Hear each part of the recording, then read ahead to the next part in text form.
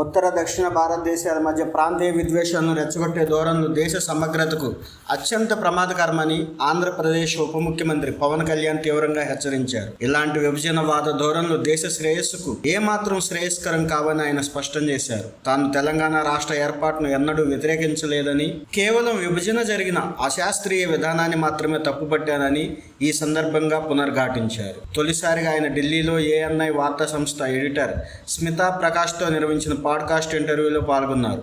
ఈ సందర్భంగా రాజకీయాలు, పరిపాలన, వ్యక్తిగత అంశాలతో పాటు పలు జాతీయ అంశాలపై ఆయన సుదీర్ఘంగా మాట్లాడారు. 84 నిమిషాల పాటు జరిగిన ఇంటర్వ్యూలో పవన్ మాట్లాడుతూ, రాజ్యాంగబద్ధమైన పదవుల్లో ఉన్న నాయకులు ఒక ప్రాంతాన్ని మరొక ప్రాంతంతో పోల్చి ప్రజల మధ్య వైషమ్యాలు పెంచడం సరికాదన్నారు.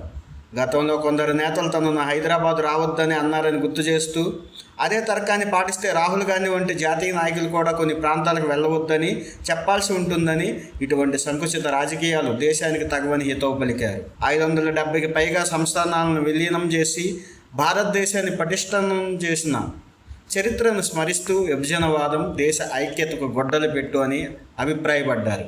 వీబీజీ రామ్జీ పథకం కింద ఆంధ్రప్రదేశ్కు 7,707.21 కోట్లు కేటాయించినందుకు పవన్ కళ్యాణ్ కేంద్ర ప్రభుత్వానికి ధన్యవాదాలు తెలిపారు. దేశవ్యాప్తంగా రాష్ట్రాలకు అందిన నిధుల్లో ఇది 3వ అత్యధిక కేటాయింపని ఆయన పేర్కొన్నారు. ఈ నిధుల ద్వారా గ్రామీణ ప్రాంతాల్లో మౌలిక సదుపాయాలు మెరుగుపడటంతో పాటు ఉపాధి అవకాశాలు గణనీయంగా పెరుగుతాయని ఆయన ఆశాభావం వ్యక్తం చేశారు. తెలంగాణ రాష్ట్రం అన్ని రంగాల్లో అభివృద్ధి చెందాలన్నదే తన ఆకాంక్ష అని పవన్ కళ్యాణ్ తెలిపారు.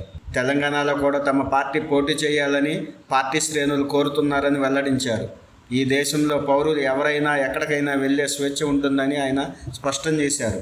ఈ ఇంటర్వ్యూలో భాగంగా తెలంగాణపై తన భవిష్యత్తు ప్రణాళికలు, ఆధ్యాత్మిక విశ్వాసాలు, ఉచిత పథకాల ప్రభావం, భాషా రాజకీయాలు, ఐటీ రంగంలో ఉద్యోగాల కల్పన వంటి అనేక అంశాలపై పవన్ తన అభిప్రాయాలను పంచుకున్నారు.